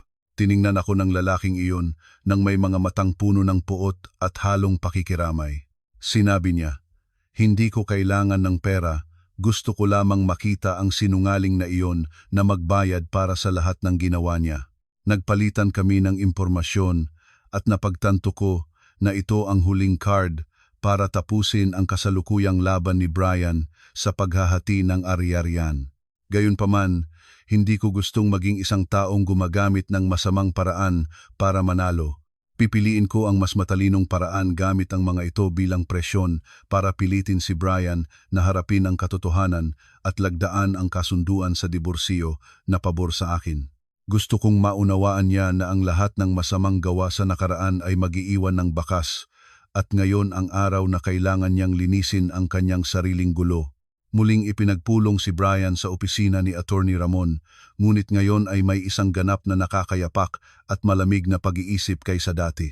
Nang inilabas ko ang mga dokumento ng pinansyal na panloloko sa harap niya, ang mukha ni Brian ay nagbago mula sa gulat hanggang sa maputla. Ang pawis ay nagsimulang dumampi sa kanyang noo. Sinabi ko sa kanya nang mahinahon, ngunit puno ng bigat, "Kung pumayag kang lagdaan ang kasunduan sa diborsyo at umalis ng walang dala, itatago ko ang mga bagay na ito para magkaroon ka pa ng pag-asa." Tiningnan niya ako ni Brian tulad ng pagtingin sa isang ganap na estranyo. Malamang ay hindi niya kailanman inaasahan na ang asawang mapagpakumbaba noong araw ay makakahawak ng mga nakamamatay na lihim niya. Ang paglitaw ng taong nasa likod at ang mga ebidensyang bakal ay ganap na sinira ang huling kayabangan niya. Sa sandaling ito, napagtanto ko ang halaga ng pagpapanatili ng malamig na ulo sa mga pinakamalupit na sitwasyon para hindi mapaging biktima ng mga pakana. Naupo si Brian nang nangangatal at kahiyahiya. Napagtanto na ang lahat ng pakana para agawin ang bahay o ipon ay nawala na parang bula. Hindi ako naramdaman ng kagalakan, kundi isang kagaan, sapagkat alam ko na ang katarungan ay unti-unti nang naisasagawa sa pinakatama at pinakamalinaw na paraan. Ang pakikitungo sa mga ebidensya ng pinansyal na panloloko ay isang bahagi lamang ng plano, ngunit ito ang pinakamahalagang pagbabago para ibuhos sa pader ang mapagkanulo. Naiintindihan ko na kapag kinakaharap ang mga taong walang dignidad, ang kabutihan ay kailangang ihanda ng katalinuhan at katatagan. Habang si Brian ay nangangarap ng walang direksyon dahil sa mga ebidensya ng panloloko, si Teres ding batang kasamahan ay nagsimulang maranasan ang mapait na bunga ng batas ng sanhi at bunga. Pagkatapos ng kahiyahiyang insidente sa kumpanya, siya ay opisyal na tinanggal sa trabaho at naging murang paksa ng tsismis sa mga social media. Ang pamilya sa probinsya, nang malaman ay tumalikod sa kanya. At siya ay nahulog sa sitwasyong walang tirahan, walang trabaho, at walang kahit sinong katabi. Isang gabi, tumawag si Teres sa akin nang may halong pagiyak sa boses. Ang kanyang tono ay wala na ng kahit anumang hamon o kayabangan tulad ng araw ng pagkakahuli. Inamin niya na si Brian ay nangako ng maraming bagay. Sinabi niyang itatago niya ang asawa agad para mapangasawa si Teres at bibigyan siya ng masaganang buhay na nagpabaliw-baliw sa kanya at nagdulot ng pagpasok sa sitwasyon. Sa pagdinig ng mga salitang iyon, naramdaman ko ang awa sa katangahan at kasakiman ng mga batang nais makamit ang kaligayahan sa pamamagitan ng pagnanakaw mula sa iba. Mahinahon akong sumagot sa kanya sa telepono, ang aking boses ay malambot ngunit matalas. Hindi ka nanalo sa akin, pinulot mo lamang ang basura na aking tinapon. Ang mga salitang iyon ay nagpapatahimik sa kabilang dulo ng linya sa ilang sandali. Malamang na napagtanto ni Teres na ang lalaking kanyang inidolo ay isang sinungaling at wala nang iba pa. Ipinagpalit niya ang kanyang kinabukasan, karangalan at karera para sa isang huwad na pangako ng isang taong hindi kailanman nagpahalaga sa kahalagahan ng pamilya. Ang huli-hulihang pagsisisi ni Teres ay hindi ko naramdaman bilang pagpapalugod, ngunit nagpaliwanag sa akin ng mas malalim tungkol sa kalikasan ng mga hindi mapagkakatiwalaang relasyon. Nagdagdag pa si Teres na pagkatapos mabunyag ang lahat, hindi siya tinangkilik ni Brian kundi ibinintang pa niya ang lahat ng kasalanan sa kanya para subukang bumalik at makiusap sa akin. Ang kataksilan ni Brian ay ganap na nailantad. Tinitingnan niya kapwa ang asawa at ang kasamahan bilang mga piyesa para sa kanyang makasariling kagustuhan at pagnanasa. Nagpapasalamat ako sa tawag na ito sapagkat nagpapatibay sa akin ng paniniwala na ang pag-alis kay Brian ay ang pinakatamang pagpapasya ng aking buhay. Si Teres ngayon ay kailangang harapin ang kalungkutan at kahirapan, isang mahal na bayad para sa pagpili ng maling landas at paglabag sa pagpapahalaga. Nauunawaan ko na sa maruming laro ng pag-ibig na ito, si Brian at si Teres ay parehong mga nakakaawang kabigo. Ako lamang ang nakatayo ng matatag sapagkat pinili ko ang kabutihan. Ibinaba ko ang telepono at naramdaman ang isang kakaibang katahimikan, parang ang isang madilim na kabanata ng aking buhay ay ganap na naisara. Ang mga pagtatapat ni Teres ay nakatulong sa akin na makita ng mas malinaw ang mga bitag ng pagmamanipula na inilatag ni Brian, ngunit ako ang mapalad na nakalabas. Ang pagsisisi ni Teres ay malamang na tunay, ngunit napakahuli na para mabago ang mga nawala na. Nakatayo ako sa harap ng salamin, pinagmasdan ng malalim ang aking mga mata at nakita ang isang bagong babae mas matatag at hindi na madaling maloko. Ang aking buhay ay magpapatuloy nang wala ang anino ng mga mapagkanulong iyon at gagamitin ko ang aking sariling kalayaan para isulat ang pinakamaningning na mga pahina ng aking buhay. Dumating na rin sa wakas ang araw ng paglagda ng kasunduan sa diborsyo. Ang langit ng araw na iyon ay kulabo. Ang mabibigat na ulap ay parang nagdadala ng mabigat na hininga ng buong lungsod. Pinili ko ang isang lumang coffee shop na nakatago sa isang makitid na daanan kung saan magkasama kaming nagkita ng mga unang pagkakataon sa aming simula bilang isang pares nang pareho kaming walang hawak kundi dalawang kamay at isang pusong puno ng pangarap. Lumitaw si Brian na may tigang na mukha. Ang kanyang kamay ay nanginginig habang hawak ang ballpen sa itaas ng handa ng kasunduan sa diborsyo. Ang kanyang mga mata ay hindi matapang na nakatutok sa akin. Ang katahimikan ay binalutan ng espasyo, ang tunog lamang ng orasan ay nagbibigay ng tiktak habang binibilang ang mga huling segundo ng opisyal na pagiging mag-asawa. Tumingin sa akin si Brian, ang kanyang boses ay pabigat at naguugal. Mahal mo ba talaga ako noon? O itinuturing mo lamang ako bilang isang bahagi ng iyong perpektong plano para sa buhay? Sa pagdinig ng tanong na iyon, isang mapait na damdamin ang bumukad para sa lalaking sariling pinasira ang lahat ng pinakamaganda sa amin. Tumingin ako ng malalim sa kanyang mga mata, ang aking boses ay mahinahon ngunit nagdadala ng isang buong kalangitan ng damdamin. Oo, noon ay mahal kita ng buong buo, ngunit ang mahal ko noon ay si Brian ng 10 taon na ang nakalipas. Ang lalaking mapagpakumbaba na handang ibigay sa akin ang huling tinapay, ganap na kakaiba sa taong nakaupo sa harap ko ngayon. Ang nakatayo dito ngayon ay isang duwag na lalaki na nagdala ng pagtataksil sa sariling kama ng asawa at nagsinungaling sa mga taong pinakaminahal niya. Ang aking sagot ay nagbigay ng gulat kay Brian. Yumuko siya. Ang kanyang kamay ay mahigpit na kumapit sa ballpen, parang naghahanap ng huling tukod bago ang lahat ay mawala. Sa ilalim ng presyon ng mga ebidensya ng pinansiyal na panloloko na hawak ko, nauunawaan ni Brian na wala na siyang ibang pagpipilian kung gusto niyang mapanatili kahit anong kaunting karangalan. Dahan-dahan niyang pinaglagdaan ng papel, ang bawat sulat ay parang humihiwa sa espasyo ng mga sugat na hindi na muling gagaling. Nang ang papel ay itulak patungo sa akin, naramdaman ko ang isang kuryente na dumaan sa aking gulugod, isang tapusin na puno ng sakit, ngunit lubos na kailangan.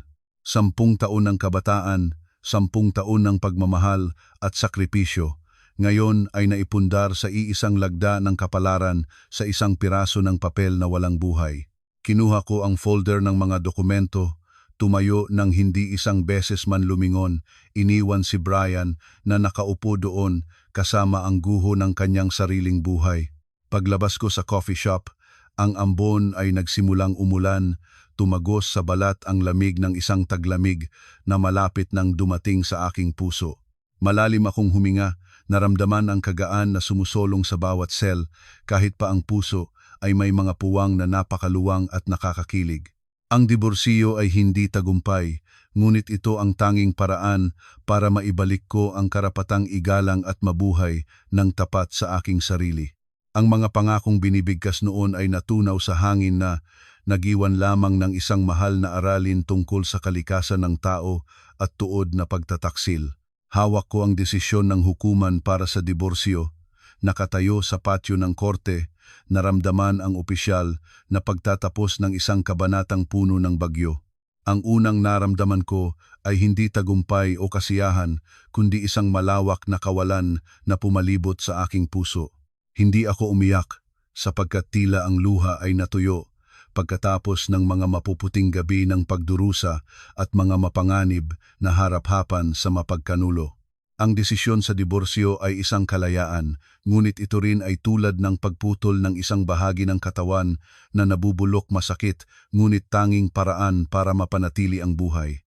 Tumingin ako sa mga salitang nakalimbag ng aking pangalan at pangalan ni Brian sa papel, na pagtanto na ang lahat ng legal na ugnayan ay ganap nang natapos. Bumalik ako sa dating bahay, ang bahay na aking pinaglaban ng matindi, ang lugar na nagtatago ng napakaraming matamis at mapait na alaala ng dalawa. Nakatayo sa gitna ng maluwag na sala, Nakita ko ang mga bakas ng lumang kasangkapan sa sahig, tulad ng mga peklat sa puso na hindi na maaaring burahin. Ang mabangong pabango ni Teres ay tila nangangalat pa rin sa paligid, at nagsumuka ako at nais na itapon ang lahat ng kabilang sa nakaraan palabas ng pintuan. Nauunawaan ko na ang pagmamay-ari sa bahay ay hindi nangangahulugang nakuha ko na ang tahanan, kailangang muling itayo ko ito mula sa mga guho ng tiwala. Bawat sulok ng dingding, bawat pintuan ay parang nagpapaalala sa akin ng isang masakit na kabiguan, ngunit ito rin ay patunay ng aking katatagan. Inalis ni Brian ang lahat ng kanyang personal na gamit ilang araw bago, nagiwan ng isang katahimikang nakakatakot, may ingay lamang ng hangin na dumadaan sa mga bukas na bintana. Umupo ako sa sahig, niyakap si Mumu, ang aming pusa, naramdaman ang regular na tibok ng kanyang puso bilang huling aliw sa malamig na kwarto. Sinabi ko sa sarili ko na bukas, ang bahay na ito ay magkakaroon ng bagong buhay, wala nang hininga ng pandaraya at masamang pakana. Ang legal na pakikipaglaban ay natapos na. Naprotektahan ko ang aking ari-arian at karangalan. Ngunit ang psikolohikal na pakikipaglaban para gumaling ay nagsisimula pa lamang. Ang katahimikang ito ay pagkakataon para harapin ang aking sarili, para makita ang mga nakaraang pagkakamali at matuto kung paano muling hakbang ng matatag. Tumayo ako, hinila ang kurtina para payagan ang malabong liwanag ng takip silim na pumasok sa kwarto, nagliliwanag sa mga puwang kung saan dating nakalagay ang mga gamit ni Brian. Bukas, magsisimula ako ng paglalakbay ng paglilinis ng alaala, lilinawin ang lahat ng bakas ng mapagkanulo para tanggapin ang mga bagong bagay. Ang diborsyo ay isang mahal na kabayaran, ngunit naniniwala ako na ganap itong sulit para maibalik ang kalayaan at katahimikan ng puso. Ang unang ginawa ko pagkatapos opisyal na maging sotera ay isang ganap na paglilinis ng alaala sa aming bahay. Nag-hire ako ng isang koponan ng propesyonal na tagapaglinis. Hinihingi sa kanila na kailangang hugasang malinis ang bawat sulok, bawat puwit ng sahig, parang nais na banlawan ang lahat ng karumaldumal ng pagtataksil. Lahat ng kama, kumot, at unan lalo na ang gintong silk satin bed set na binili ni Brian para pakasayahin ang kanyang kasamahan ay itinambak ko sa malalaking itim na supot ng basura. Nang gabing iyon, nakaupo sa gitna ng kwartong kamakailan ay nalinis at mabangong pabango ng sariwang pintura, naramdaman ko ang tunay na kapayapaan sa kauna-unahang pagkakataon pagkatapos ng mahabang panahon ng bagyo. Tumingin ako sa asul na dingding at tahimik na nagpapasalamat sa mga pagbabago na nagtulak sa akin sa dulo para magkaroon ng lakas na baguhin ang aking buhay. Pagkatapos maging maayos ang aking espasyo ng pamumuhay, inilaan ko ang lahat ng aking lakas sa bagong proyekto sa kumpanya, tinitingnan ang trabaho bilang pinaka-epektibong gamot para gumaling ang puso. Ang walang tigil na pagsisikap ko ay sa huli ay ginantimpalaan ng isang kahangahangang tagumpay. Ang proyekto ay nakamit ang kita na higit pa sa inaasahan at natanggap ang papuri mula sa pamunuan. Naipromote ako sa posisyon ng senior manager at nakatanggap ng isang malaking bonus, isang bilang na dati ay panaginip ko lamang. Ang kasiyahan ng tagumpay sa karera ay nagbigay sa akin ng malakas na tiwala sa sarili, nagpapatunay na ang halaga ng isang babae ay hindi nakasalalay sa isang ganap na kasal. Napagtanto ko na ang kasiyahan ng pagiging pangunahin sa iyong pananalapi ay ang pinakamatibay at pinakaligtas na uri ng kaligayahan, tumutulong sa atin na maging matatag sa harap ng anumang pagbabago. Ang unang ginawa ko sa bonus ay naglipat ng malaking halaga para tulungan ang aking mga magulang na mabayaran ang mga naunang utang para sa akin. Naalala ko ang mukha ng aking amang puno ng alalahanin at ang nangangambang titig ng aking ina noong nasa gitna pa ako ng labanan sa diborsyo. Ang puso ko ay nabitak ng emosyon. Bumili ako para sa sarili ko ng isang maliit na sasakyan, hindi para ipagmagarbo, kundi para sa kaginhawahan ng paglalakbay at bilang isang regalo ng pagpuri sa aking sariling katatagan. Nakaupo sa likod ng manibela, naramdaman ko na tunay na hawak ko na ang direksyon ng aking buhay, makakaalis ako kahit saan nang hindi kailangang maghintay sa kahit sinong mag-aayos. Ang regalo ng kalayaan na ito ay mas mahalaga kaysa sa anumang pangako sapagkat ito ay itinayo sa aking sariling paa at isipan. Nang tumawag ako para ipagbigay alam sa aking mga magulang, nang marinig ko ang boses ng aking ina na nanginginig sa kaligayahan at pagmamalaki, hindi ko napigilang lumuha. Ang mga luha ng pagkagising at naantalang kaligayahan. Ang aking ina ay nagsabi, "Ang taong hindi karapat-dapat, talikdan mo na. Ang pera na ikaw ang nagkita ang iyo. Lagi kaming nandito para sa iyo."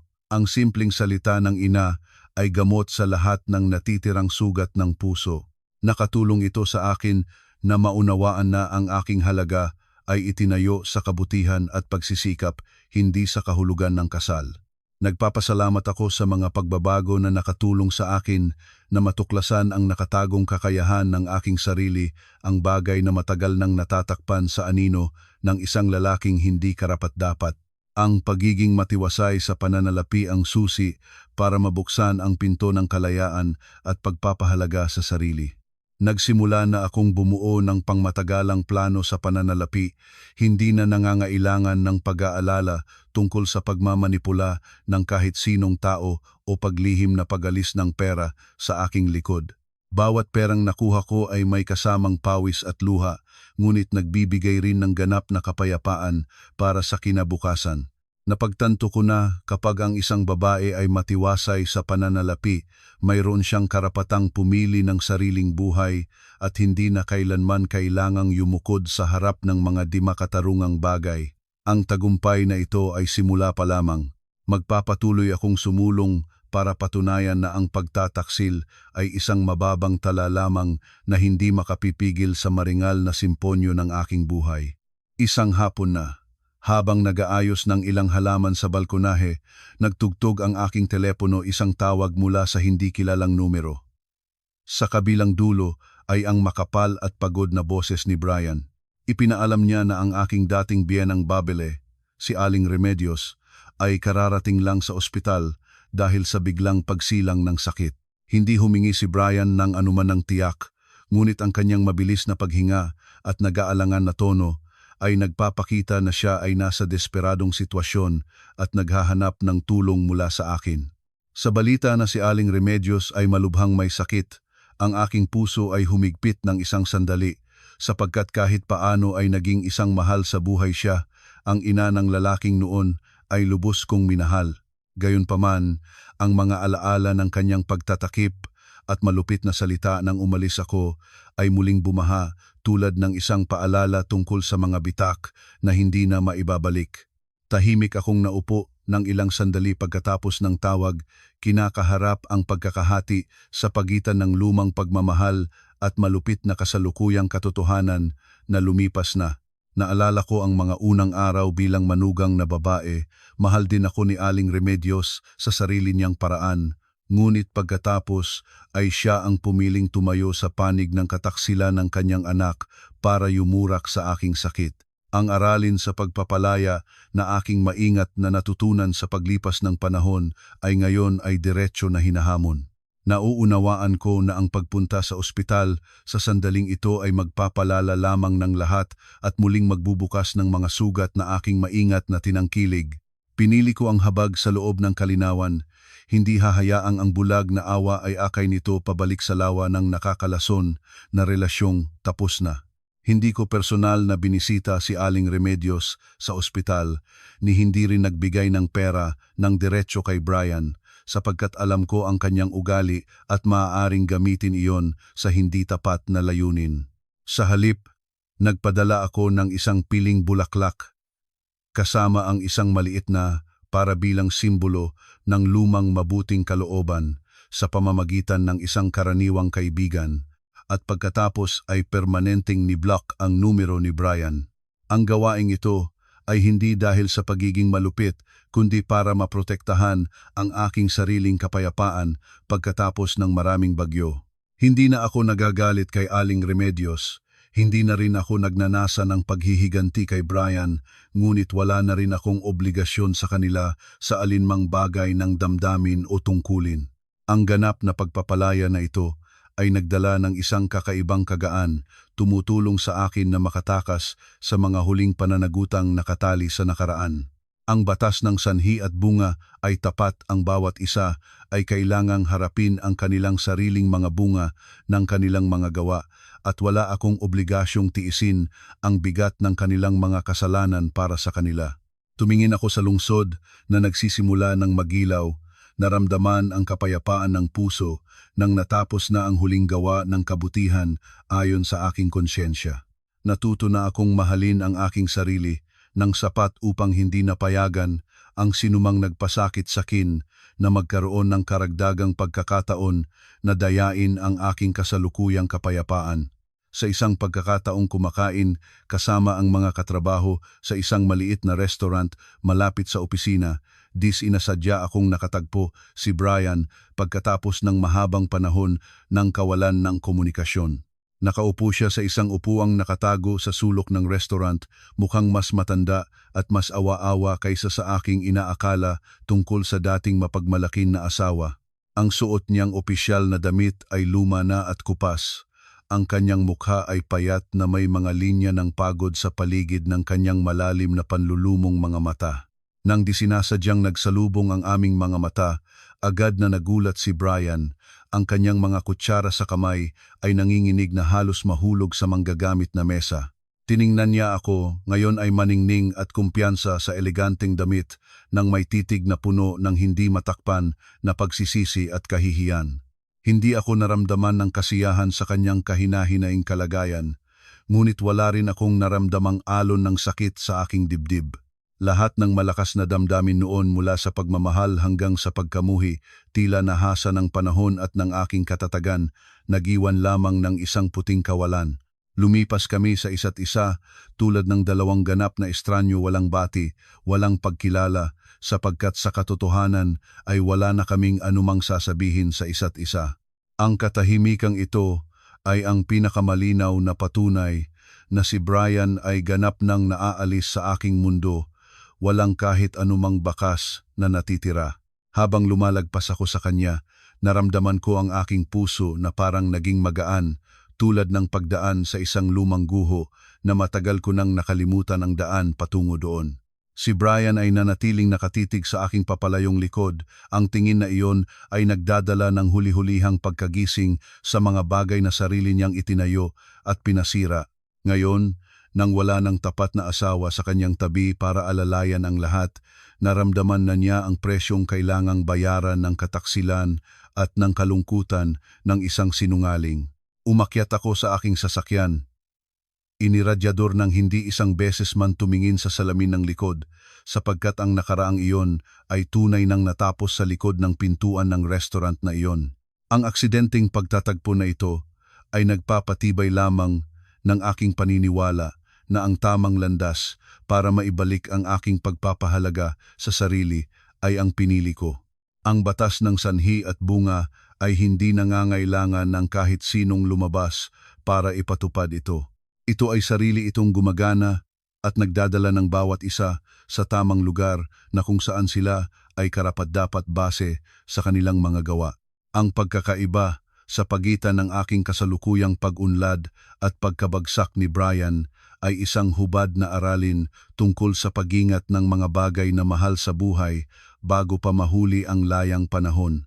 Bumalik ako sa aking apartment, nginuya ng isang mainit na tsaa, nag-isip tungkol sa mga alaala tungkol kay Brian. Ngayon ay tulad lamang ng isang lumang palabas na malabo na, wala nang lakas para saktan o gambalain ako ng kahit isang segundo pa. Tunay na nakalabas na ako sa anino ng nakaraan, nakatayo ng matatag sa aking sariling mga paa at lubos na tinatamasa ang kalayaang aking binayaran ng napakaraming luha. Sa gitna ng mga mahinahon na araw na iyon, si Attorney Ramon, ang abogado na sumama sa akin sa pinakamalupit na oras, ay bigla-biglang nagpahayag ng tapat na damdamin para sa akin. Pinili niya ang isang tahimik na coffee shop. Sa maliwanag na hapon, kung saan ang sinag ng takip silawin ay sumasalain sa baso ng bintana, lumilikha ng isang malambot at mainit na atmosfera. Sinabi ni Attorney Ramon na nasaksihan niya ang buong katatagan at pati na rin ang mga sandali ng kahinaan ko at tunay siyang humahanga at nais na alagaan ako. Ang pagpapahayag ng pagmamahal ni Attorney Ramon ay hindi napakagarboso, ngunit puno ng bigat ng isang may kapanahunan na lalaki na nagdulot ng maliit na pagkabigla at pananginig sa akin.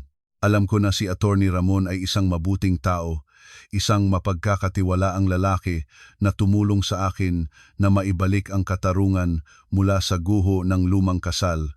Gayunpaman, nakatayo sa harap ng tunay na damdamin niya, naramdaman ko ang kakaibang katahimikan sa aking puso, walang pagkaapoy o pagnanasang suportahan ng kahit sino tulad ng dati. Tumingin ako kay Attorney Ramon, tapat na nagpapasalamat sa kanya sa lahat ng kanyang ginawa para sa akin, ngunit marahang tinanggihan ang alok na pumasok sa isang opisyal na relasyon.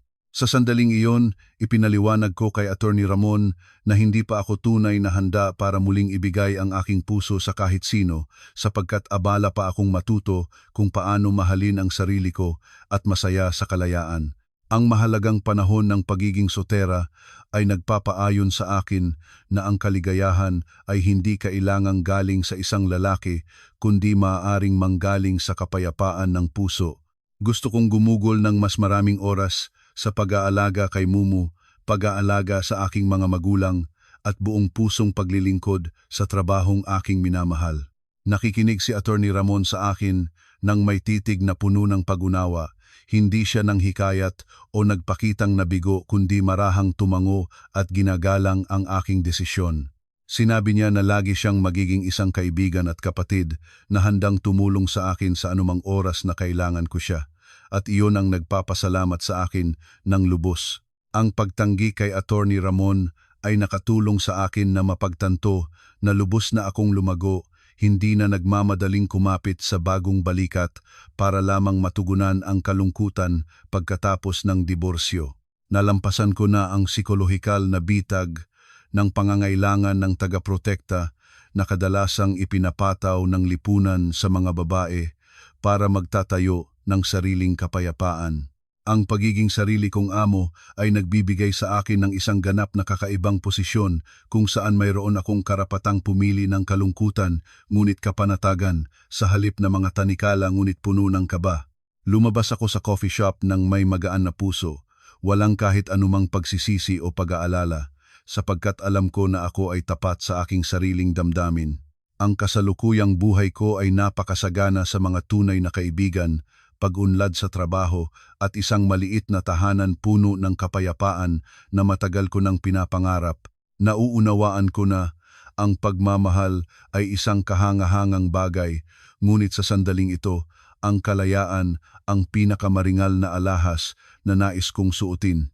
Magpapatuloy ako sa aking sariling paglalakbay ng may pagmamalaki, hindi nagmamadali, hindi nagpipilit, hayaan ang lahat na dumarating ng natural ayon sa tawag ng tadhana.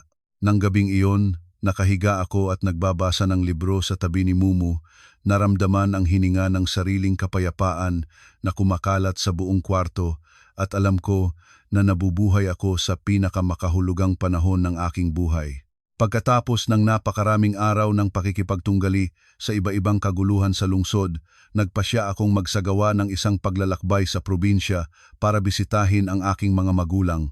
Nang ang aking maliit na sasakyan ay nagrolyo sa pamilyar na daan ng barangay kung saan may mga punong niyog na nagiging berde sa hangin at amoy ng dayami na naliligaw sa hangin, naramdaman ko na ang lahat ng pabigat sa aking mga balikat ay bigla na lamang lumaan. Ang tanawin ay ganoon pa rin payapa at katutubong tulad ng puso ng mga taong nandiyoon, nagpapaalab ng isang damdamin ng nostalgiya na hindi mapapahayag ng salita. Pagpasok sa bakuran ng bahay, nakita ko ang aking ama na nakaupo sa may hagdan na abala sa pagtatahid ng isang kawayan na basket, habang ang aking ina ay nagaani ng upo sa labas ng bakuran.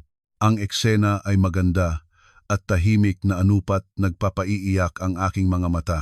Napagtanto ko na kahit saan magbago ang mundo sa labas, ang lugar na ito ay lagi pa ring pinakaligtas at pinakamahanging daungan na handang tumanggap sa akin sa aking pagbabalik.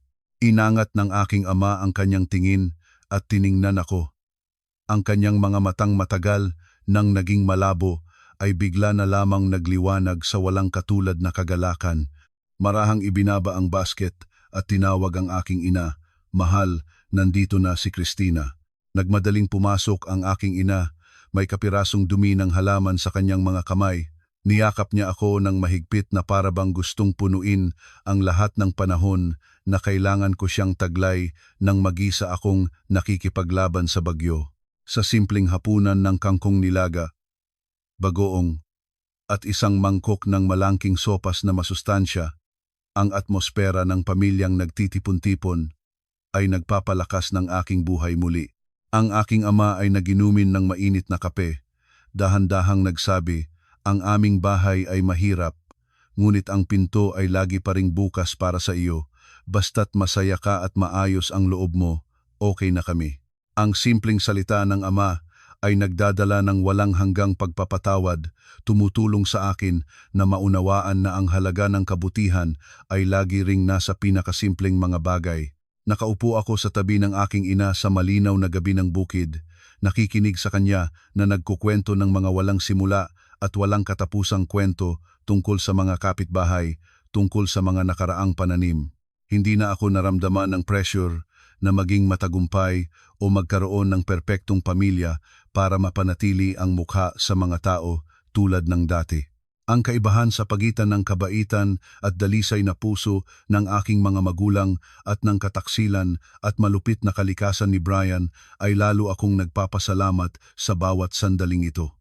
Nauunawaan ko na masyadong hangal ako noong dahil sa isang taong hindi karapat-dapat ay nagpahirap ang aking sarili at nagpabagabag sa mga taong pinakanagmamahal sa akin. Ang mga patlang sa payapang probinsya ay tumutulong sa akin na makita ang kalikasan ng kaligayahan. Hindi ito pera o katanyagan, kundi kapayapaan ng puso at presensya ng mga mahal sa buhay.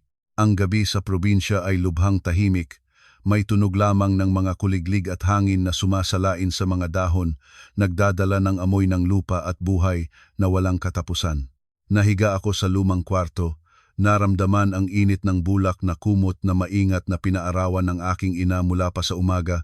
Ang puso ko ay puno ng malalim na pasasalamat. Ang mga nakaraang pagbabago ay masakit man ngunit nakatulong sa akin na maging mas maliwanag, na makalabas sa mga patibong ng pag-iisip tungkol sa tungkulin at walang saysay na pagsunod. Nangako ako sa sarili ko na mula ngayon, mabubuhay ako ng maningning at malaya para hindi mapahiya ang pagmamahal at sakripisyo ng aking mga magulang. Ang biyaheng ito sa probinsya ay hindi lamang para magpahinga, kundi para macharge ang lakas, palakasin ang determinasyon para sa papatuloy na landas ng kalayaan sa harap. Ang buhay ay may matuwid na mga batas ng pamamahala at ang batas ng sanhi at bunga ay karaniwang nagbabalik ng eksakto ang mga bagay na itinatanim ng tao. Isang hapon na, habang nagtatrabaho ako sa opisina, isang lumang katrabaho ang dumaan at nagkwento ng kasalukuyan sitwasyon ni na Brian at Therese. Pagkatapos matanggal sa trabaho at mapahiya sa harap ng madla, ang kanilang buhay ay nagsimulang pumasok sa isang sunod-sunod na trahedya dahil sa mga alitan sa pera at pagkamuhi sa isa't isa.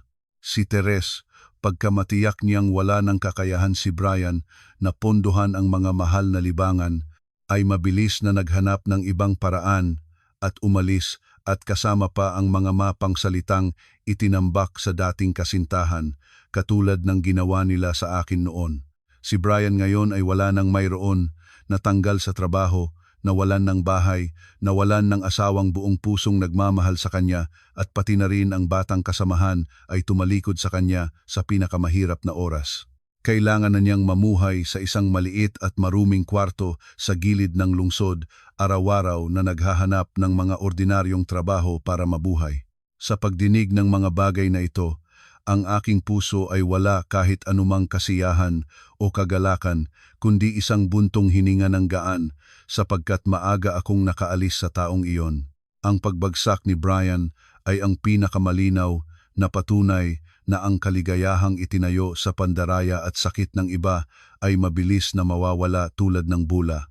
Ang nagtanim ng hangin ay tiyak na aanihin ang bagyo, at ang bagyong inaani ni Brian ay ang kalungkutan at kahirapan hanggang sa kailaliman ng isang taong mapagkanulo. Madalas akong nag-iisip kung noong araw ay hindi ako naging matapang na bumalik sa bahay, kung patuloy ko lang siningaw ang lahat para mapanatili ang mukha ng isang peking masayang pamilya, paano na ang aking buhay ngayon? Malamang ay nananatili pa rin ako sa isang isipang kulungan, namamanipula ng mga walang katotohanan pang pangako at kailangang mabuhay sa isang buhay na puno ng pag-aalangan, kasagutan at walang tigil na obsesyon sa kung ano ang nangyari sa likod ng pintuan na iyon. Ang katotohanan, kahit na malupit, ay nagbigay sa akin ng karapatang maging malaya, karapatang kontrolin ang aking sariling kapalaran nang hindi umaasa sa kahit sino.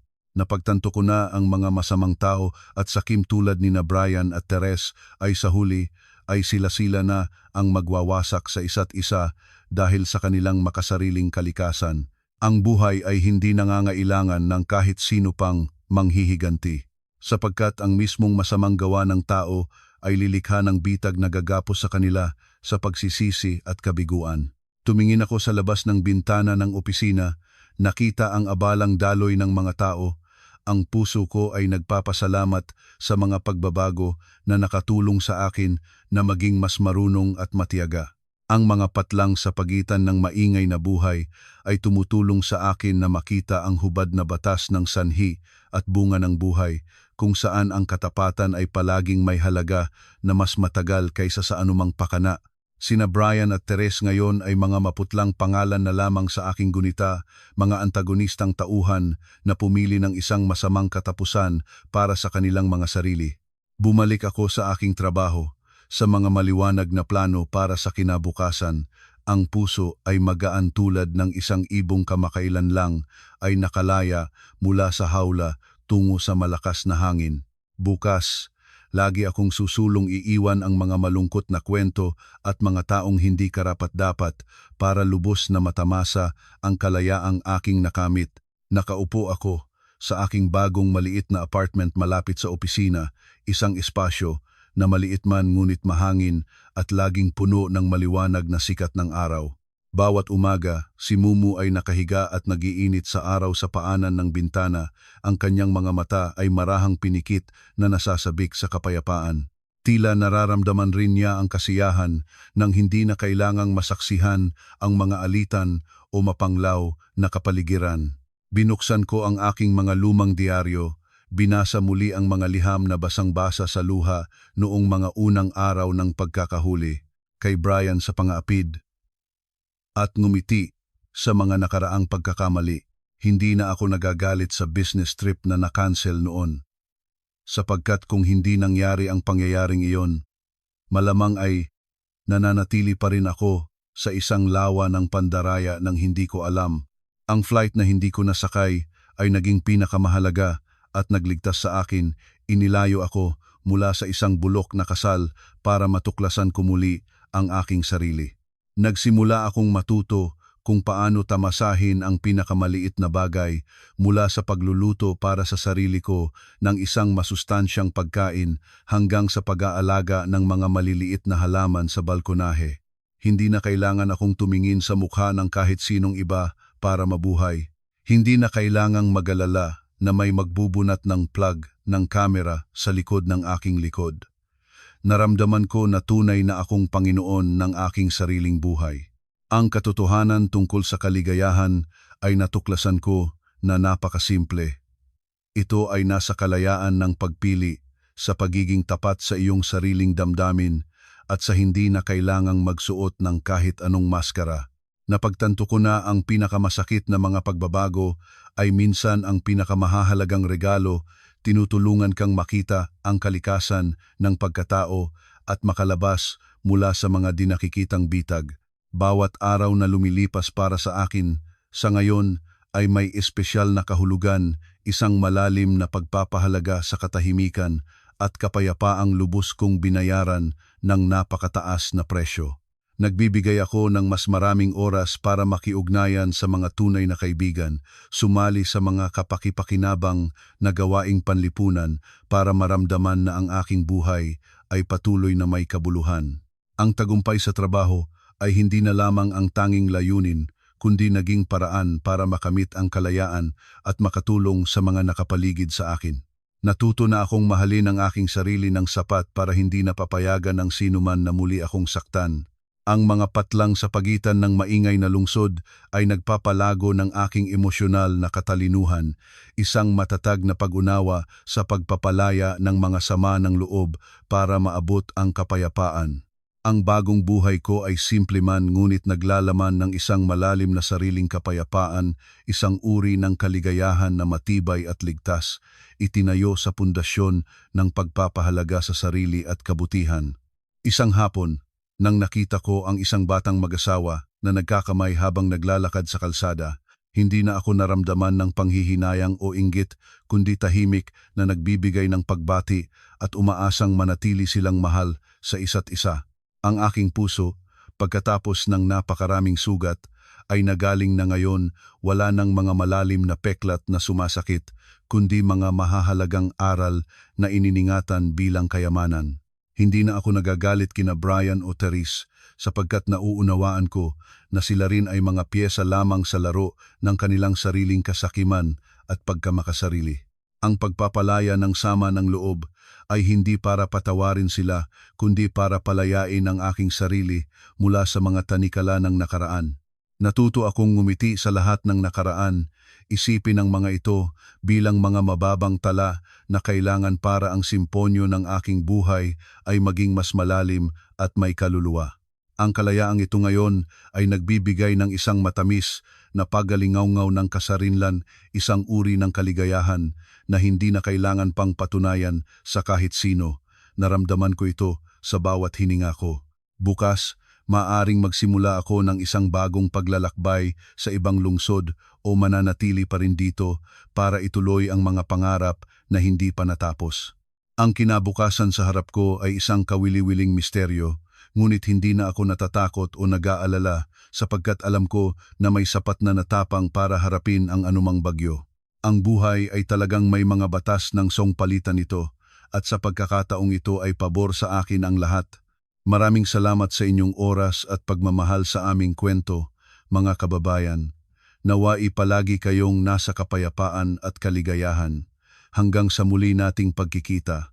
Paalam at ingat kayo lagi.